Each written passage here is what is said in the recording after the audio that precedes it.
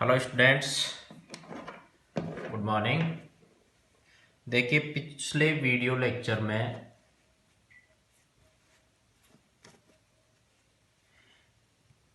अपन ने electric field intensity due to uniform continuous charge distribution पढ़ा था। Due to linear charge distribution मैंने बता दिया था। एक बार फिर मैं आपको कंसेप्ट एक्सप्लेन करके फिर क्वेश्चन पर चलते हैं।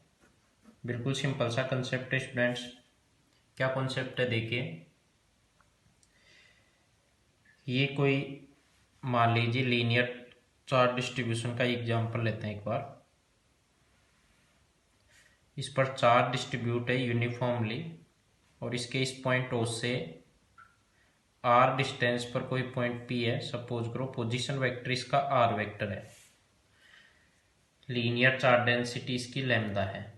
चार्ज डेंसिटी मैंने पढ़ाई थी, चार्ज पर unit dimension, 4 per unit length, 4 पर unit surface area and 4 per unit length. 4 पर unit volume, 4 per unit length is called linear charge density.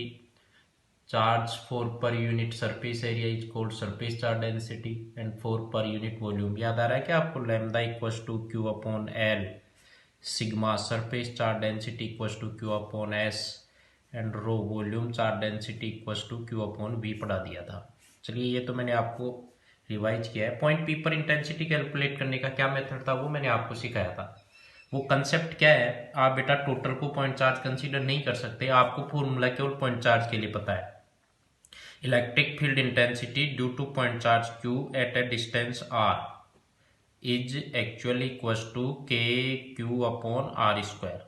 ये आपको पता होता है। समझ रहे बात को? अब ये फॉर्मूला यहाँ तो अप्लीकेबल है नहीं, तो फिर पॉइंट पी पर इंटेंसिटी कैसे कैलकुलेट करें? तो इसका सिंपल सा कंसेप्ट है, आप यहाँ एक एलिमेंट ले, स्मॉल एलिमेंट। इस स्मॉल एलिमेंट पर प्रेजेंट चार्ज डी क्यू और इसकी लेंथ डी एल है। तो बताओ यहाँ से लैम्डा किसके इक्वल हो जाएगा? D Q upon D L, charge पर unit length D Q upon D L. अब बताओ, इस स्मॉल एलिमेंट के चार्ज को तो अपन पॉइंट चार्ज कंसीडर कर सकते हैं या नहीं कर सकते हैं?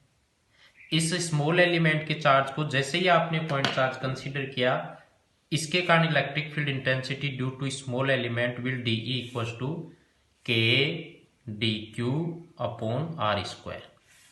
यदि वेक्टर फॉर्म में लिखना चाहते हो तो डी की डायरेक्शन आएगी अवे फ्रॉम पॉजिटिव चार्ज, इस डायरेक्शन में आएगी डी वेक्टर। तो ये आर कैप बेटा मैंने बताया था, डी की डायरेक्शन में आर वेक्टर है तो यूनिट वेक्टर चिपका दो।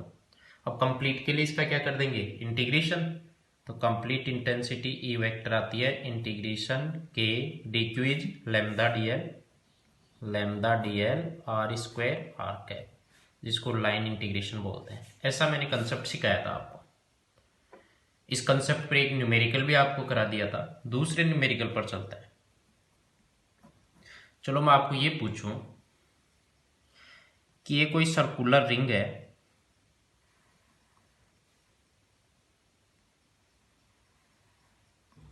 इस सर्कुलर रिंग के एक्सियल पॉइंट पर इसके सेंटर से x डिस्टेंस पर कोई पॉइंट P प्रेजेंट है। इसकी रेडियस मैं बता देता हूं, कैपिटल R है और ये यूनिफॉर्मली चार्ज्ड है।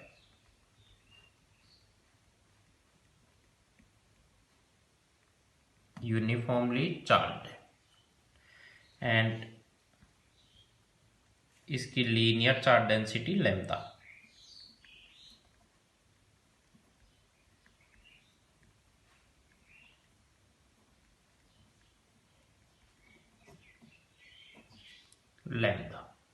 क्वेश्चन है पॉइंट P पर नेट इलेक्ट्रिक फील्ड इंटेंसिटी क्या होगी?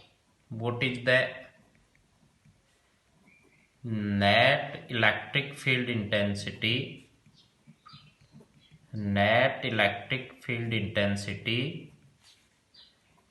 at the axial point P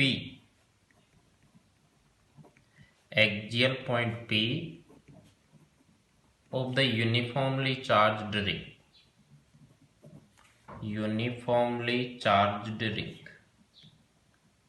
ये स्टूडेंट्स आपके लिए क्वेश्चन है। अब मेरे को आप पहले कंसेप्ट बताइए कि पॉइंट P पर आप इलेक्ट्रिक फील्ड इंटेंसिटी कैसे कैलकुलेट करेंगे। पॉइंट पी पर इलेक्ट्रिक फील्ड इंटेंसिटी कैलकुलेट करने के लिए अपने को पॉइंट चार्ज के लिए तो फॉर्मूला पता होता है students K Q upon R square, but ये इसके चार्ज को अपन पॉइंट चार्ज कंसीडर नहीं कर सकते। क्यों नहीं कर सकते?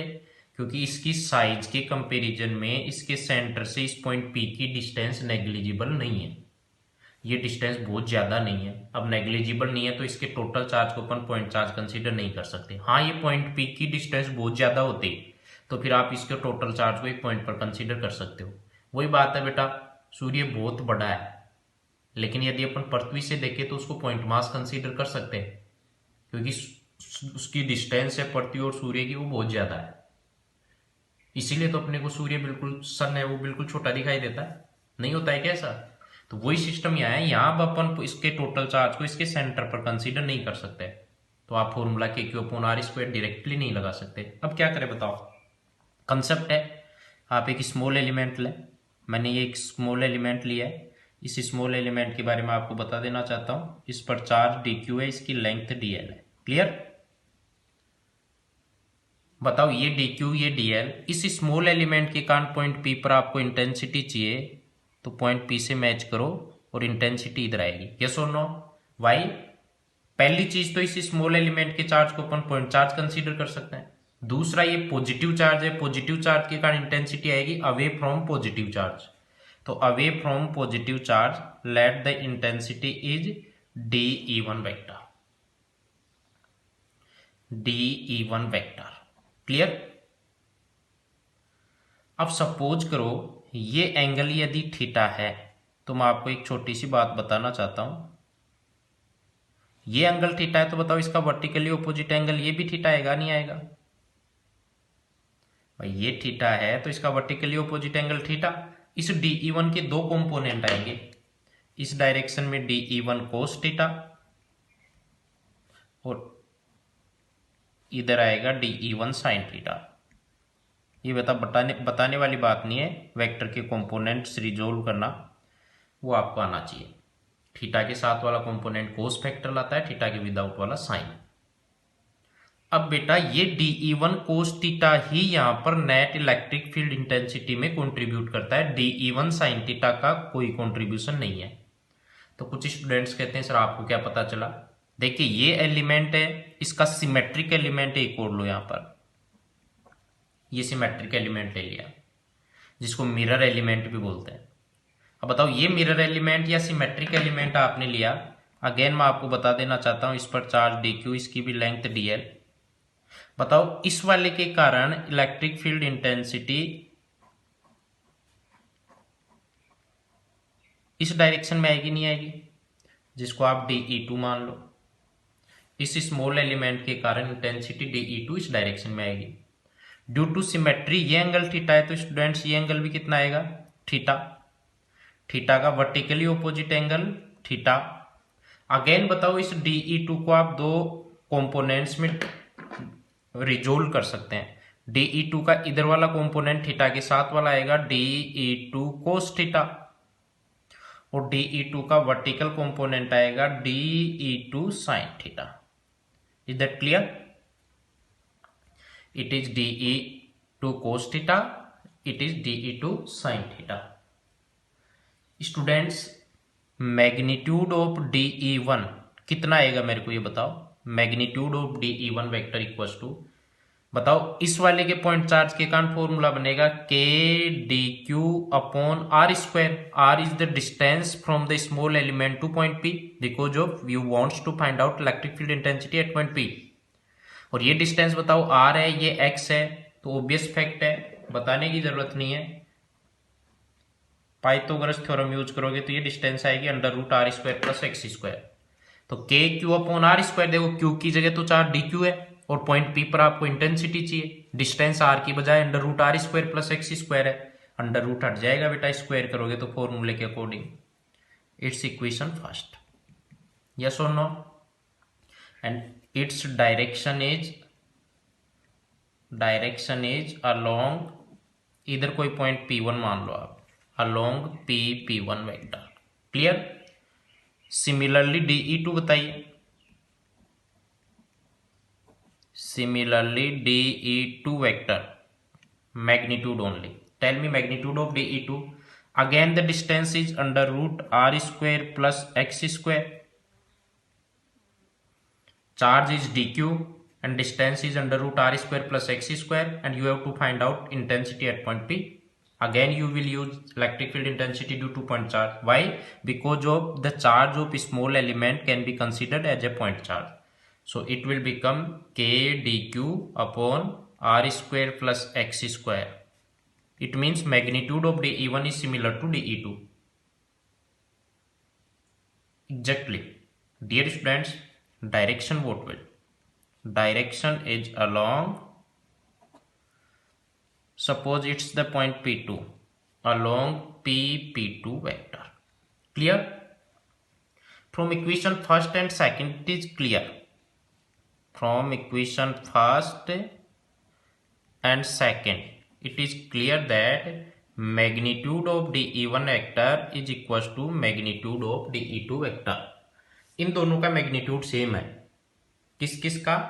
dE1 का और dE2 का. तो बताओ ये dE2 sin थीटा और ये dE1 sin थीटा दो वेक्टर हैं और दोनों वेक्टर एक दूसरे के ऑपोजिट डायरेक्शन में है. दोनों का मैग्नीट्यूड सेम है. इसका मतलब ये दोनों एक दूसरे को कैंसिल कर देंगे. तो फाइनली ये दोनों कंपोनेंट ही ऐड होंगे. ऐसे ही बेटा आप सिमेट्रिक एलिमेंट इस रिंग पर लेते जाओगे तो केवल कोस थीटा वाला कंपोनेंट तो ऐड होते जाएंगे और एक्चुअली साइन थीटा वाले वर्टिकल कंपोनेंट्स हैं वो कैंसिल होते जाएंगे. तो बताओ आप इंटीग्रेशन डीई कोस थीटा का करोगे कि डीई साइन थीटा का करोगे? D E sine theta actually not have any type contribution in the intensity at point P. Why? Because of due to each element there will a mirror element for which the vertical components will cancel to each other. Vertical components का हर element के लिए हर element के कारण vertical components का intensity में कोई contribution नहीं है. वर्टिकल कंपोनेंट कैंसिल हो जाते हैं, केवल ओरिजेंटल ऐड हो रहा है. ऐड का मतलब इंटीग्रेशन. हॉरिजॉन्टल अब आप कितने इसको ऐसे छोटे छोटे एलिमेंट्स में लेते जाओगे. कंप्लीट रिंग को यदि आप टोटल कंप्लीट रिंग को कवर करोगे तो ये हॉरिजॉन्टल कंपोनेंट्स ऐड होते जाएंगे. तो आप इंटीग्रेशन कर दो dE1 cos थीटा. बस यही नेट इंटेंसिटी है. फिजिक्स यही कंप्लीट होती है. आगे मैथमेटिक्स है वो भी सिंपल है बिल्कुल.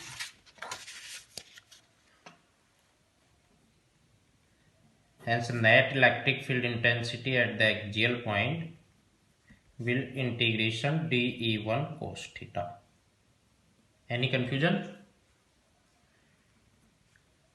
E at the axial point is integration dE1 बताइए k dq upon r square plus x square and cos theta. Triangle से कोस थीटा क्या होता है पहले तो ये बताओ. राइट एंगल ट्राइंगल में कोस थीटा होता है बेस अपॉन हाइपोटेनियस. चलिए मैं आपको बेस अपॉन हाइपोटेनियस इस ट्राइंगल से बता देता हूँ. एक बार आप देखिए. थीटा के जस्ट सामने वाली साइड तो होती है परपेंडिकुलर. 90 के सामने वाला हाइपोटेनियस. तो हाइपोटेनियस हो गया under root R square plus X square और बेस हो गया बेटा एक्स. इसका मतलब ये बन गया X upon under root R square plus X square. So electric field intensity at the axial point will integration k lambda dl upon r square plus x square x upon under root r square plus x square. Clear? If you solve it, ये तो समझ में आ गया ना lambda dl. ये मैंने आपको बताया था dq upon dl lambda होता है. चार्ज पर unit length is linear charge density. If you solve it, k is constant, lambda uniformly charged है इसलिए constant है, and under root r square plus x square means power half. इसका मतलब होता है बेटा अंडर रूट का पावर हाफ. इस यहाँ पावर 1. बेस सेम हो तो पावर सेट हो जाती है. पता है ना आपको 1.5 हो गया 3/2 and you have to integrate only dl. Yes or no? dl का इंटीग्रेशन l होता है. एल क्या है? उसकी सरकमफेरेंस. भाई एक बात बताएं आप, मैं आपको एक्सप्लेन करना चाहूंगा. आपने ये वाली रिंग ली, इसका छोटा सा टुकड़ा डीएल लिया आपने. अब इस dl का इंटीग्रेशन करोगे तो बताओ ये dl dl dl dl dl dl dl add होते हुए टोटल लेंथ l बनाएंगे, वो क्या इसकी सरकमफेरेंस 2πr नहीं होगी क्या? तो बेटा इस dl का इंटीग्रेशन क्या होगा वो भी मैं नीचे मेंशन कर देता हूं। e at the axial point is k lambda upon R square, अक्स भी तो था, k lambda upon R square plus X square की power 3/2 into X into 2πr। Why? Because of integration dl is l, that is 2πr। ये answer आ गया। यदि आपको total charge दे रखा हो, if small q charge is uniformly distributed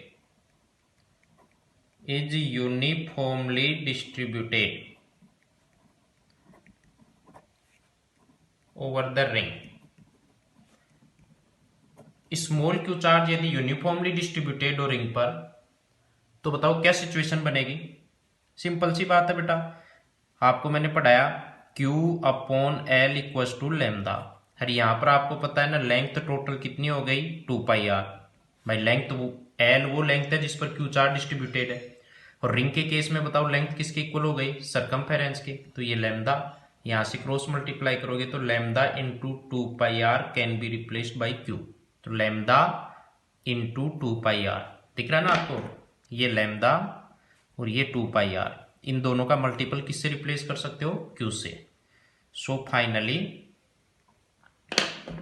electric field intensity at the axial point will become k qx upon R square plus X square whole power 3/2। यदि आप vector form में लिखना चाहते हो तो डायरेक्शन के लिए यूनिट वेक्टर यूज में लेना पड़ेगा। ये इसके मैग्नीट्यूड का फॉर्मूला है जो आपको डायरेक्टली याद होना चाहिए। Electric field intensity at the axial point is k qx upon R square plus X square whole power 3/2। Any confusion? यदि मैं ये कह देता students, if x is very very greater than r, then x की value r से बहुत बड़ी है। समझ रहे हो बात को मैं क्या कहना चाह रहा हूं? चलो मैं आपको डायग्रामेटिकली एक्सप्लेन करने की ट्राई करता हूं। ये पॉइंट P है, ये बहुत दूर है, इसका मतलब पॉइंट P की जो सेंटर से डिस्टेंस आपने x कंसीडर की थी वो इसकी रेडियस r के कंपैरिजन में बहुत ज़्यादा है। अब बहुत ज़्यादा है ऐसे केस में तो बताओ जो r स्क्वायर है उसको x स्क्वायर के कंपैरिजन में अपन नेग्लिजिबल कर सकते हैं। यदि ऐसा है तो x square will very very very greater than r square. यदि x very very greater then है तो x स्क्वायर तो r स्क्वायर से बहुत बड़ा होगा, तो x स्क्वायर के कंपैरिजन में इस r स्क्वायर को नेग्लेक्ट कर सकते हैं। नेग्लेक्ट करने का मतलब इसको जीरो कंसीडर करो, और जीरो कंसीडर करोगे तो बताओ electric field intensity at the axial point will k qx upon X square whole power 3/2, that is k q x upon X cube, और एक x से x कैंसिल, k q अपॉन X square. Point charge वाला formula लग गया, किसी q charge से x distance पर इलेक्ट्रिक फील्ड इंटेंसिटी आ गई k q अपॉन r स्क्वायर। r की जगह x है तो x स्क्वायर आ गया। इसका मतलब है यदि ये डिस्टेंस बहुत ज्यादा हो, इसकी साइज के कंपैरिजन में बहुत ज्यादा हो, बोले तो इस डिस्टेंस के कंपैरिजन में साइज इसकी बहुत छोटी हो, नेग्लिजिबल हो, तो अपन इसके टोटल चार्ज को इसके सेंटर पर कंसीडर कर सकते हैं, पॉइंट चार्ज कंसीडर कर सकते हैं। इसीलिए तो रिजल्ट पॉइंट चार्ज के सिमिलर आया के Q upon X square. Clear? ऐसे आपको बेटा लीनियर चार्ज डेंसिटी और ये लीनियर चार्ज डिस्ट्रीब्यूशन पर बेस्ड मैंने क्वेश्चंस करवाते हैं। क्लियर? बात समझ में आई होगी आई थिंक। ऐसे ही देखो कंसेप्ट और मैं एक्सप्लेन कर देता हूं आपको। Electric field intensity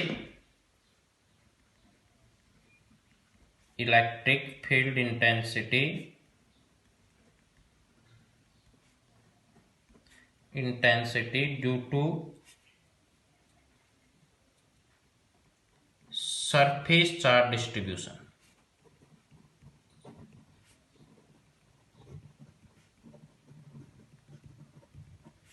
electric field intensity due to surface charge distribution.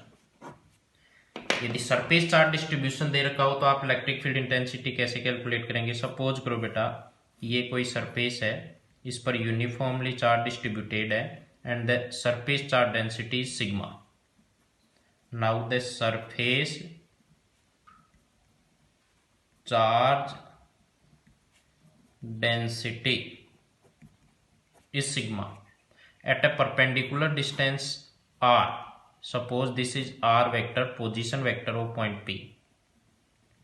What is electric field intensity at point P? Concept वही है बस, अब कंसेप्ट में कोई चेंज नहीं है। क्या इसके टोटल चार्ज को बताओ, मान लो इसका टोटल चार्ज Q है, क्या इसके टोटल चार्ज Q को आप पॉइंट चार्ज कंसीडर कर सकते हैं? नहीं, क्योंकि इसकी साइज के कंपैरिजन में ये डिस्टेंस नेग्लिजिबल नहीं है। नेग्लिजिबल नहीं है तो इसके टोटल चार्ज को अपन इसके पॉइंट पर कंसीडर नहीं कर सकते। तो आप क्या करो, एक स्मॉल एलिमेंट लो। अब स्मॉल एलिमेंट लेते ही आपकी बात समझ में आ गई होगी। अब लेंथ एलिमेंट नहीं है बेटा, सरफेस पर एलिमेंट ले रहे हो तो सरफेस एरिया का एलिमेंट है, इसका चार्ज dq और इसका सरफेस एरिया ds। तो बताओ इसकी जो सरफेस चार्ज डेंसिटी सिग्मा बनेगी वो क्या dq अपॉन ds नहीं होगी क्या? चार्ज पर unit surface area dq upon ds is called sigma, surface charge density. Clear? अब वही कंसेप्ट पॉइंट पी पर इलेक्ट्रिक फील्ड इंटेंसिटी आप इस एलिमेंट के कारण बताओगे। Electric field intensity due to element, intensity due to small area element.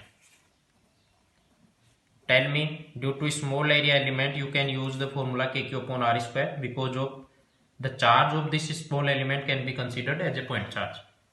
So the intensity will dE vector equals to k dq upon r square and r cap, its only magnitude. If you want to write in vector form you have to attach a unit vector along the direction of dE.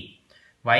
Because of due to positive charge direction of dE vector will away from positive charge. कब से चिल्लाता आ रहा हूँ कि positive charge point charge के कारण direction आती है away from positive point charge. ये नेगेटिवली चार्ज होती है तो डायरेक्शन लगाते towards the negative charge.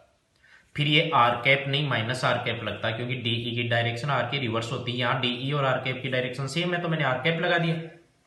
Clear? DQ को बताओ आप किससे रिप्लेस कर सकते हैं? डीई वेक्टर इक्वल्स टू के डीक्यू हो गया सिग्मा डीएस। भाई डीक्यू अपॉन डीएस सिग्मा है तो यहां से बताओ डीक्यू सिग्मा इंटू डीएस नहीं बनेगा क्या?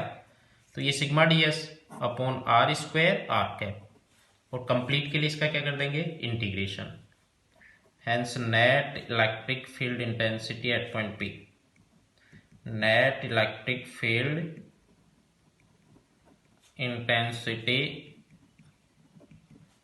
at point P, that will E vector equals to integration k sigma ds upon r square r cap. इसको बोलते हैं surface integration because of integration is to be done around complete surface area. ds नहीं आ रहा है क्या, इसलिए इसको surface integral बोलता है।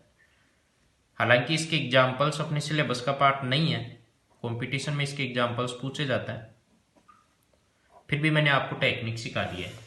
ऐसे ही आप वॉल्यूम चार्ज डिस्ट्रीब्यूशन के लिए करेंगे तो बताओ क्या होगा, जहां सिग्मा डीएस है वहां रो डीवी आ जाएगा, भाई के डीक्यू आएगा। वॉल्यूम चार्ज में क्या होता है, D Q upon D V equals to rho होता है, चार्ज पर unit volume is volume charge density. समझ रहे बात? आई थिंक वो बात आपको एक्सप्लेन करने की जरूरत नहीं है, या एक्सप्लेन करूं? चलो कर देता हूं। यदि वॉल्यूम चार्ज डिस्ट्रीब्यूशन दे रखा हो तो क्या करेंगे, शॉर्ट में एक्सप्लेन कर देता हूं।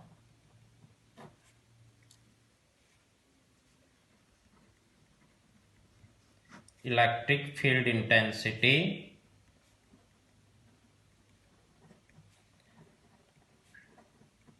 Due to volume charge distribution.